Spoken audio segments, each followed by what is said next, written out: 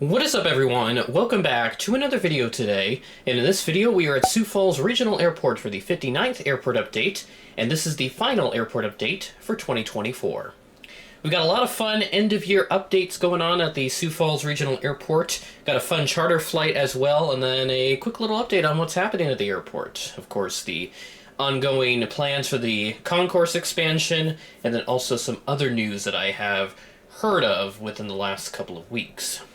So without further ado, we're going to go ahead and get started at gate number 1, this Allegiant Airbus A320 at the gate with a very lovely glass jet bridge, and the same gate that I boarded out of on my Allegiant flight to Nashville. This aircraft arrived in from St. Petersburg, which is where I came from that same trip as well. And this arrived in at 6:06 p.m. ahead of a scheduled 6:31 p.m. arrival as flight 1047. I am starting to use a new source now for finding the latest in the news in terms of the flights at any airport that I'm doing, and I found out that LAX is going to return in May of next year, May 21st, 2025. So excited to see that service come back as we move into the summer, and I wish it would stay through at least September, because the Big Spot LAX event is at that time of the year, and I would love to attend, and preferably I'd like to take a direct flight if I were to go there. I don't know if I'll be able to go to that or not. I don't think I will be able to, but definitely something that I will look into as we move into 2025. So now we move on down to this aircraft pushing out of gate number 3, and this is the first time ever that I am featuring a fictional flight and not an actual flight to, a real-life airport. The Sun Country 737-800 is pushing back for a charter flight down to Fort Pierce, Florida, as Flight 8257, and this would depart at 12:50 p.m., delayed from a 12:45 p.m. scheduled arrival, only delayed by 5 minutes. Again, this is a fictional flight and not a real flight, since Fort Pierce, it is an actual city, but they don't have a major airport. So Fort Pierce, if you're not familiar with it, this is the fictional international airport that is run by Syracuse Aviation. He uploaded his first airport update on his YouTube channel this past week, so if you want to go check it out, I'll put a card somewhere on this video so that you can go see it for yourself. It's a really nice airport, a major airport with a lot of cool flights, and I know that he has told me that there are plans for more expansion down the line, so excited to see how that airport unfolds as we move into the new year. And maybe, if I've got some extra flights that I want to throw into an update, then perhaps we'll do more of this fun stuff with the charters and all that. Definitely going to be something exciting to look into as we head to 2025, just to make these airport updates a little more fun. So normally I wouldn't have done something like this, but because Fort Pierce, that's brand new to YouTube, he does have an Instagram page for it as well, which has been up for quite some time now. I figured, why not? Let's do something fun, and yeah. Now we'll move on over to our American section. Apologies about the jet bridge there. That is not what we want for an airport update. And the problem is because the wheels on the jet bridge, they turn parallel to the jet bridge as opposed to perpendicular, like how it's supposed to be set up there. But unfortunately, they just have a tendency to fall over because they don't have the proper attachments for it and everything, so it's not going to stay in place easily. So it's a lot of finicking with and just making sure that everything's in the right position, in the right place, so that it doesn't tip over. So at any rate, we do have a nice pair of American aircraft, and I'll go ahead and move the camera around just a little bit so you get a slightly better view of both the planes, mainly the mainline aircraft. Don't really care too much about the regional aircraft for at least this update. Nice bird's eye view here of this American Eagle Embraer 145 at the 5B apron today. This arrived in from Chicago as Flight 5896, operated by Piedmont, and this arrived in significantly delayed at 2:25 p.m., delayed from an 11:42 a.m. scheduled arrival, so this aircraft was significantly delayed by several hours. And there was another 145 that came in the same day, Saturday, December 21st, and it didn't arrive until like 2 in the morning on Sunday. And that resulted in quite a few unhappy passengers, as far as I would be concerned. But thankfully, nothing too serious with that. Either way, definitely not a delay that you want to have for any reason, especially if you're flying on a small regional aircraft. So now we move on over to our mainline aircraft, which is going to be going away here pretty soon. American A319S coming in from DFW as Flight 660. And this, of course, delayed again, so I was starting to think that American may have had some problems over the weekend. This arrived in at 12:48 a.m., delayed from a 10:02 p.m. scheduled arrival. Flights in this update, again, are from Saturday, December 21st. This one here arriving in in the overnight hours of the 22nd. The DFW service is going to drop to 3 times daily Embraer 175s as we head into January. So we're going to lose the main line here after it was originally scheduled to be just 1 main line and then 2 175s in January. So now dropping that all the way down to just 3 175s. But I anticipate that the main line will come back as we head into February because, again, these larger aircraft are way more frequent at Sioux Falls nowadays than what it used to be just a few years ago. Especially when I started covering this airport, it was mainly regionals, and then really Delta was the only airline that sent regular larger aircraft into Sioux Falls. But that has changed dramatically, and we move on up to United, which does have still the very inconsistent main line that's been talked about elsewhere. This United A320 came in from Denver as flight 645 at 8:15 p.m. ahead of a scheduled 8:28 p.m. arrival. So thankfully, this aircraft not delayed or having any other major issues, but I expect that this main line is going to continue switching up a lot as we move into 2025. Moving over to Gate 6, one of the other gates at FSD that does have a glass jet bridge that I'm aware of. This United Express Embraer 175, a Republic-operated one this time, so nice little shake-up here, but nothing too different from what we typically get, because these are usually the SkyWest-operated ones that come in from like Denver and all that. This ride-in is Flight 3431 from Chicago at 10:34 p.m., delayed from a 10:15 p.m. scheduled arrival, so just delayed by 19 minutes. And you can see a nice surprise up here, but a one-off Delta 717. They've actually sent them twice in December now. They've just been one-offs that have not been consistent for any reason whatsoever, because Delta likes to shake things up in the winter with mainline here, as they did this last year, especially from Atlanta when we got the 737-800s briefly, and then the 717s also came in every so often as well. So nice to have the 717s coming back, at least just on the one-offs even. This ride-in from Minneapolis is Flight 2304, and this flight was from Wednesday, December 18th, arriving in at 11:07 p.m. ahead of a scheduled 11:13 p.m. arrival. And this will go back to the standard 319s, which it already is at this point, so no major changes there as we head into the new year. So that is everything that we have here at the terminal.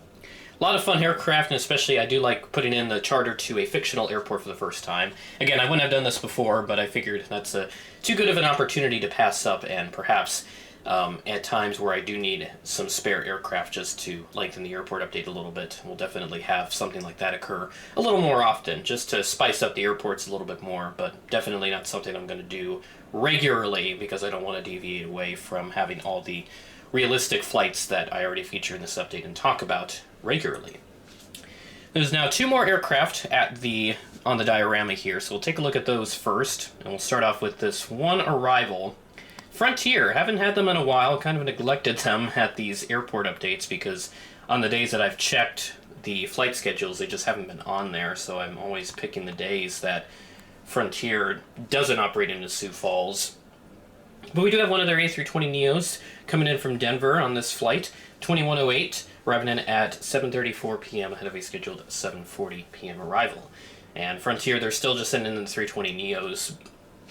They haven't sent in the 321neos in a little while, so I anticipate that we will get another one of those sometime in the new year.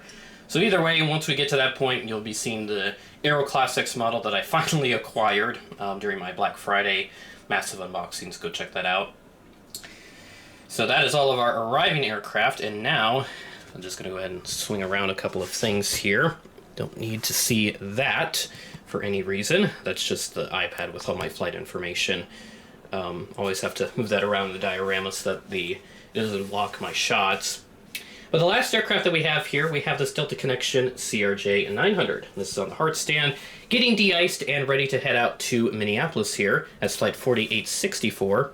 And this would depart at 4:33 p.m., delayed from a 4:24 p.m. scheduled arrival. Delayed by just 9 minutes, but likely because of the whole de-icing process, since that does take some time to take care of. And I do need to get some de-icing equipment. I know Jet Set models, they have the whole set, so I'll have to pick one of those up at some point because that set actually looks really nice. So I'd be eager to pick one of those up and feature more of those aircraft on the apron, on those hard stands, getting de-iced and all that fun stuff. So that will be something to consider as we move down the line. So that's everything that we have in this update, and now as we come towards the end of the video, I do want to talk about some other fun items. The first thing that I want to hit up on is an update on our concourse expansion, the terminal expansion, whatever you want to call it. I found 2 articles from Sioux Falls Business and Kettleland News, one of our local news stations. They reported on some recent updates that have come from that. I'll link both articles in the description if you want to go check them out, but I wrote down a few things that I found interesting with regards to the expansion.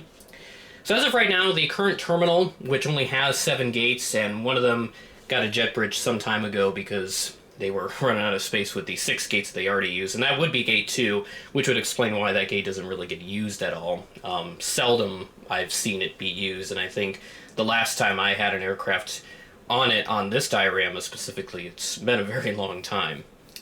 But the current terminal with the larger aircraft that are more frequent, all the upgraded services to mainline like American from Dallas, and then United and Delta sending in more frequent mainline every so often. That means the terminal gets overflowed with passengers. So when you have one aircraft boarding, there's a whole line that just extends down the walkway from the waiting areas, so those get filled up rather quickly. And I remember when I was boarding my Allegiant flight to Nashville, it did fill up rather quickly when everyone was getting to the gate and just sitting around, but since I got there early, I was able to secure a seat before anyone else. But yeah, I did notice that the area, it did fill up rather quickly, so you definitely need more space for waiting areas when you have these bigger aircraft coming into the airport more often. So with the whole expansion, if the full vision is fully realized, since there are some alternatives that the airport has been exploring, the full vision of this expansion, it would double our gate total from 7 to 14. And the total number of usable gates will go even higher than that, since gate 2 doesn't get used at all. That one really only uses like a backup gate for any reason if any of the other gates are completely occupied. The city does need a double-digit number of gates, actually, because the way that this airport is set up, they are way beyond capacity in terms of both the number of gates and also the square footage available. So that includes like your waiting areas, the hallways, and shops, restaurants, etc. So they need double-digit gates, and then they need about triple the current square footage available as well. They have somewhere around 10,000 in the current terminal. They need about 30,000 plus to meet the current demands for the city of 200,000 plus. What was interesting that I noted as well is that there have been talks about a service to Washington, D.C., and apparently these talks must have been going pretty well, since they were talking about some pretty unique details with regards to that service. So it sounds like that must be going really well. So I'm excited to see if we do get a D.C. service within the near future. And I'm not here to say that it's going to happen in 2025, but I'm just saying that there have been talks going on to get that service acquired, and I imagine one of the big hurdles is gate space, because when we had our Charlotte service return on the American mainline, that only lasted a couple of months. So I think the only way we could get that service is if the expansion project is done. So that's probably the big hurdle that's really preventing us from getting new services, because it's been a very long time since we've added something new.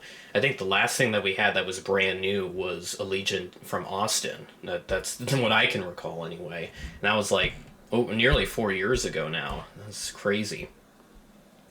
Now, the total estimated cost for this whole project is anywhere between 80 and 110 million, depending on what they go with like an alternative, or if they go with the full vision of the project. And the good news is they do have most of the funding secured from like federal sources, the FAA, and then the airport itself is going to try and fund some of it as well. But they're looking for a little more money, possibly from like the city or the state, maybe even from the federal government as well. Just really depends on what they decide that works best for them and to help them fund this project. So whenever that comes through, I imagine that we'll see more updates with this concourse expansion. And hopefully that does come sooner than later, because I'd love to see this airport grow, and us to get new services down the line would be fantastic, because, the aforementioned DC service, that would be huge, because, all my other airports that I do Des Moines, Omaha as well. Both of those have DC service, and then, Cedar Rapids, I'm sure. So it'd be nice for Sioux Falls to pick up that kind of service, and then, you talk about other options like Houston, that would be another great one. Maybe more regular service to LAX, maybe even New York. You could get something like that. Boston, anywhere along the East Coast, those would be huge services for Sioux Falls to get. So I'm really hoping that this concourse expansion project moves along a little faster, but we'll see what happens. Either way, I'm excited for how this project's going to unfold, and really hoping that we do get those new services that have been talked about so far. One of the visions that they did talk about as well is if they do have an area built out for like customs and all that, we could get international flights, so like Cancun or somewhere along those lines. Not saying that we would get like a British Airways flight to London. I mean, that would be cool, but this city is way too small for something like that right now. But we could get something really cool like that down the line, but that's not something that's going to be in the immediate future, I imagine. Probably like 10, 20 years down the line. If hopefully I'm still doing these videos at that point. I'd love to, but I just don't know where my career aspirations are going to be right now. So it'd be cool for us to get some international regularly scheduled flights, because we did have like just chartered Cancun flights back in the mid-2000s. That was really cool. Have yet to figure out some more details on that. So that is pretty much all the news that I have with regards to this new concourse update.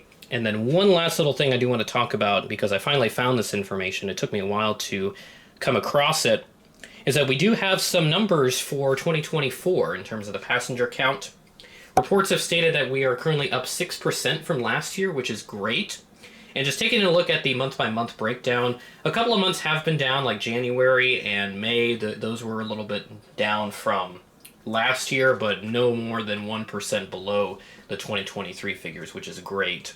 Otherwise, everything else has been up at least, 4, 6, 7, 10%. June, you can see that's up by about 10%. October is up nearly 15% from last year, and then the latest numbers with November, those are up about 8%. So I imagine our December numbers, when that comes out, that will certainly be up by some amount. I'm going to predict probably like anywhere between 5 to 8 or so percent. I think we'll be somewhere in that realm in terms of the number change from 2023. So talk more about that in the January 2025 FSD update once the December numbers come out. So it should be hopefully before then that those numbers are officially released, and then I can get a full tally for 2024's passenger count. But again, already up nearly 6% from last year, so very likely chance that we will end up surpassing last year's total. Very excited about that. And there we go. That's it for the Sioux Falls Airport updates for 2024. What a year it's been for this airport, and a new parking garage that finally opened up. And then all the cool stuff that happened at the airport this year, like the chartered 747s and military charters and everything in between, and all the really cool flights that we've seen. This airport's got a bright future, and I'm excited because the city of Sioux Falls has been growing a lot in the last 10, 20 years. City's been building up. There's new highways that are getting built, really awesome businesses that have been coming into the city. So it is growing at a very healthy rate, and with that, this airport is going to have to grow with it. And they work hand in hand. If you don't have a growing airport, you don't have a growing city. And if you don't have a growing city, you don't have a growing airport. So with both of them growing at a pretty healthy rate, and with progress being made on this concourse expansion to get funding and whatnot, it's going to be exciting to see this airport grow even more, and to have double the number of gates if the full vision is realized. That will be huge, and we'll definitely be talking about flights to Washington or Houston, Los Angeles, New York, Boston, anywhere in that realm. Maybe even more flights to Florida and like Spirit or whatnot, and even Southwest if we're somehow lucky to get them. But given their current financial situation, I think it might be a little while before we see them enter a new market like Sioux Falls, because they've never serviced anywhere in the Dakotas.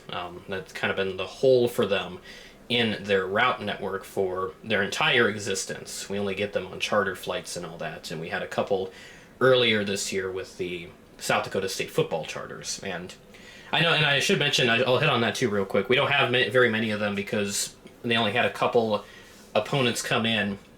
Second round in the quarterfinal games, those were both just Allegiant charters, so nothing too exciting for me to report on. And then their semifinal game, they went on the road. Unfortunately lost that, so won't have any charters to Frisco this year, which is a bit unfortunate, but they certainly had a great year nonetheless. So just wanted to hit on that real quick as well. But there we go. That's it. Sioux Falls Airport for 2024 comes to a close here, and we look forward to covering this airport as we move into the new year. With that being said, that is the end of the video. Thanks for watching, and I will catch you in the next video.